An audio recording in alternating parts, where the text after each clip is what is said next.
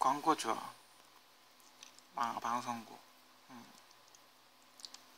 아주 친밀한 관계겠죠. 갑과 을의 관계. 여러가지 물론 기업들이 잘못한 일도 있겠죠. 근데 이 방송이라는 게 잘만 이용을 하면 여러가지를 할 수 있는 게 있죠. 그죠? 최근에 대한항공 사태하고 예전에 삼성 핸드폰 폭발한 거, 뭐 그런 걸 이렇게 쭉 봤을 때, 뭔가 주가 조작을 하는 게 아닌가. 둘 중에 하나겠죠. 이제 방송국이 대한항공 광고를 달라고 두드럽게 하는 게 하나 있을 거고, 그리고 이제 이렇게 하면 대한항공 같은 경우 이제 주가가 떨어지겠죠. 주가가 떨어지면 다른 뭐 검은머리 외국인이라 그러나 뭐 그런 사람들이 누군가 분명히 주식을 살 겁니다.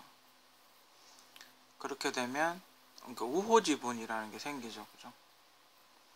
우호지분이라는 게 생기면서 지분을 좀 더 싸게 매입을 하는 게 가능하죠. 그죠?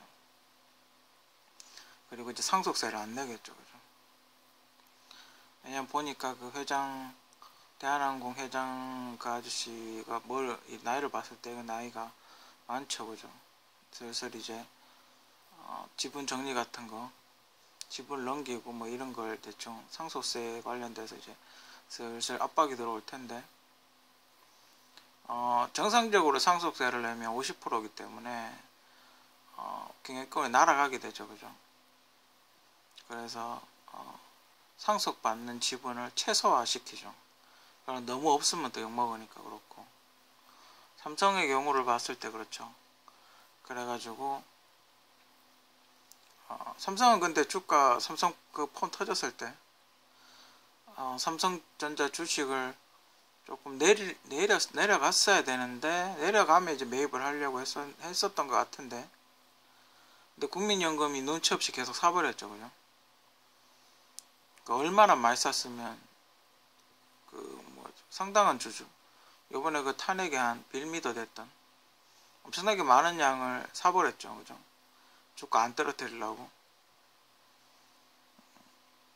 그래서 이재용 씨는 아마 삼성전자 주식을 편법으로 합병을 통해서 이상한 짓을 해서 삼성전자 주식 지분이 거의 없는 걸로 아는데, 그렇게 해서 이제 자기가 갖고 있는 에버랜드 주식 제일모직과 또 뭐죠, 삼성물산 주식 갖고 있는 거, 그거 가지고 삼성전자 주식을 바꾸려고 하죠. 그죠? 비싸니까, 너무 비싸서 본인이 도저히 감당이 안 되니까. 그렇게 해서 이제 삼성전자를 지주회사로 해놓고 자기가 이제 승계를 받는 뭐 그런 시나리오를 했었던 것 같은데, 지금 삼성전자 주가가 너무 비싸기 때문에 최근에 또 꼼수를 부린 게 삼성전자 주가를 낮춰서 무슨 주식 양을 늘려가지고 뭐 주당 5만원대로 떨어뜨려가지고 뭘 한다고, 그렇게까지 꼼수를 부렸는데 뭐 어떻게 될지, 주주총회에서 어떤 결과가 나올지. 그죠? 근데 방송에서 이런 거 잘 안 다루죠. 그죠? 왜냐면 광고를 주니까. 그죠? 예전에 하나였나 뭐 그 사태가 터졌을 때도 한 2주 동안 계속 때리더군요. 그러면 하나에서 이제 광고를 주게 돼 있죠. 방송국에. 딱히 광고할 게 없는데도 언론사 같은 데또 광고를 하게 돼 있죠. 기업 물론 그런 것 때문에 이제 뭐 두드러 언론에서 때리는 것도 있지만 대부분은 광고죠. 그죠? 한국은 또 미국하고 다르게, 미국은 자체적으로 영업을 해서 광고를 모집하는 걸로 그렇게 하는데, 한국은 방송진흥위원회인가 거기서 광고를 이렇게 배당을 하죠. 그러니까 만약에 뭐 한국 시리즈 결승전이다 라고 쳤을 때 미국 슈퍼볼 같이 광고비가 비싸지 않겠습니까? 근데 한국은 똑같다는 거죠. 전편일률적으로 광고비가 똑같다는 거죠. 그죠? 비용은 되게 많이 받는데. 그러다 보니 방송국 그 컨텐츠 질이 약간 떨어지죠. 계속. 그죠? 뭐 부가수익 같은 거, 2차 판권 같은 것도 있긴 하지만 그러니까 광고 단가 자체가, 그러니까 인기 있는 거는 광고 더 많이 받고 인기 없는 거는 적게 받고 뭐 이렇게 해야 되는데, 그죠? 그런 게 안 되는 거죠. 그래서 편법을 쓰는 게, 만약에 뭐 무한도전 인기가 있다, 그럼 거기에 광고를 넣고 싶으면 시청률이 낮은 뭐 약간 피드 수첩 같이 시사 교양 프로그램 시청률이 낮은 프로에 광고를 사야 무한도전에 광고를 넣을 수 있는 그 끼어 팔기 같은 걸 하죠. 그죠? 신문 방송, 뭐 물론 방송국도 그렇지만 신문도 마찬가지죠. 그죠? 광고 잘 주는 회사에게 아무래도 좋은 기사가 나겠죠. 그죠? 지금의 방송국 미디어 매체들은 물론 예전보다는 파급력이 적습니다. 그죠? 예전에는 방송국 MBC, KBS밖에 없을 때는 정말 그 국민의 눈과 귀를 다 막을 수 있는, 그죠? 그런 게 있었는데, 지금은 인터넷 매체라든지 뭐 유튜브도 있지만 뭐 아프리카도 있고, 이거 라이브로 기술이 많이 좋아져서 실시간 전송이 가능하기 때문에 이런 뭐 언론 조작 같은 거 완전 집단적으로 언론 조작을 하지 않는 한 좀 힘들긴 하죠. 그죠? 뭐 최근에 뭐 있죠. 그죠? 녹조 대우나 녹조됐다는 거 보도, 거의 보니까 기사 이렇게 보니까 엄청나게 내렸더군요. 그죠? 녹조하고 세월호하고, 지금도 계속 세월호는 하고 있죠. 그죠? 녹조, 세월호, 또 뭐 있었죠? 그 촛불 시위 같은 거 계속 이렇게 방송에서 뉴스마다 시작을 하면 계속 이렇게, 그게 사람이 이렇게 보면 눈으로 직접 확인을 하지 않는 한 방송 매체를 믿을 수밖에 없는 거죠. 그죠? 실제로 제가 예전에 뭘 봤냐면 무슨 영화를 밤에 무슨 영화를 보러 갔었는데, 그때 한참 이제 촛불 집회 한다고 했을 때인데, 가니까 그 대구 백화점 앞에 광장이 있는데 아무도 없더군요. 근데 저녁에 와서 뉴스 보니까 거기서 시위하고 있다고, 대구에서도 촛불이 활활 불타고 있다고 라고 이야기를 했었는데, 또 영화 보러 간다고 이불 한번 버스에서 내려서 한번 봤는데 아무도 없더군요. 가니까 어떤 그런 거 많이 합니다. 약간 뉴스 같은 것도 약간 어느 쪽 성향이냐에 따라서, 민주당 지지 쪽 방송국이냐 아니면 뭐 자유한국당 지지하는 방송국이냐에 따라서 이게 갈리죠. 방송하는 스타일도 약간 바뀌고, 한쪽은 이쪽이 집권을 하게 되면 이쪽은 막 좋은 소리만 하고, 이쪽이 집권을 하게 되면 막 욕을 하고 막 그러죠. 그러니까 시청자들이 중심을 잡고, 이건 좀 아닌 것 같다, 이건 뭐 같다, 이렇게 하는 게 좋습니다. 그리고 자기 스스로가 판단을 하는 게 좋습니다. 탄핵과 관련해서 기사들을 이렇게 나온 걸 쭉 여태까지 돌이켜보면, 메르스 아시죠? 여러분 벌써 기억에서 잊혀졌는지 모르겠지만 메르스라고 있었죠. 그죠?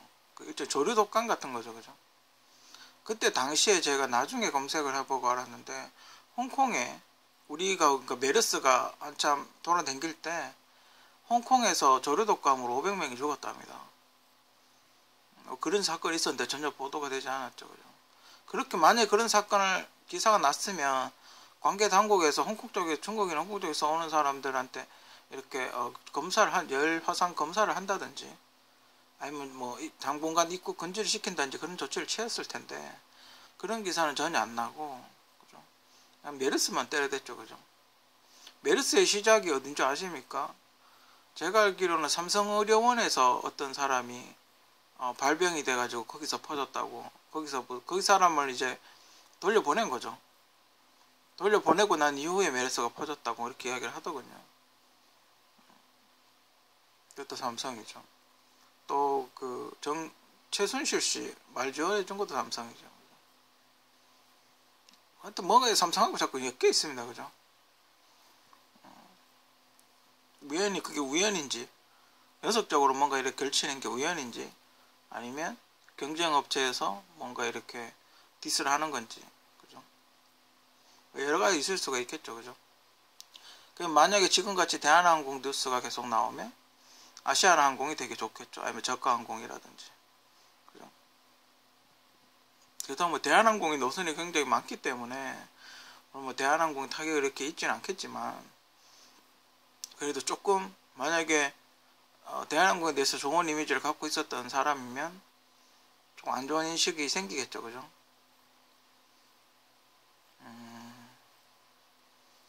그 뭐지, 예전에 방송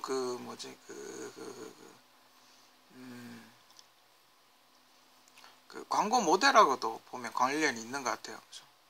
그러니까 만약에 삼성에서 핸드폰 광고 모델을 만약에 그 A씨로 선택을 했다, 전지현씨를 선택을 했다 그랬을 경우, 전지현씨가 드라마를 출연을 하게 되면 광고 효과가 배가 되겠죠. 그죠? 그런 것도 좀 있긴 있는 것 같아요. 그죠? 그러니까 그 회사에서 이렇게 지원을 해준다든지 드라마 제작비를 이렇게 대준다든지, 그죠? 그래서 약간 핏배일 효과를 이렇게 얻어내는 그런 것도 조금 있는 것 같아요. 그죠?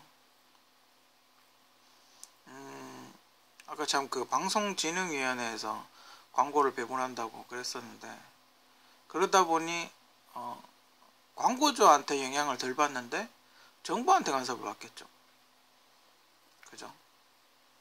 정부에서 방송진흥위원회면 정부가 관리를 할 테니까. 그죠? 그러면 어떻게 했습니까? 방송국이 정부의 말을 안 들으면 광고를 줄이겠죠. 그죠? 그렇게 해서 수익이 떨어지면 말을 들을 수밖에 없겠죠. 그죠? 예전부터 그런 얘기 있었습니다. 전두환 대통령 시절에 9시, 그때는 시계가 이렇게 움직였는데 띠띠띠 하면 전두환 대통령이 하면서 이렇게 뉴스를 시작을 했다고. 그때부터 땡전 뉴스라고 그렇게 막 사람들이 이야기하고 했었는데, 옛날 그 자료 보면 있을 텐데. 그죠?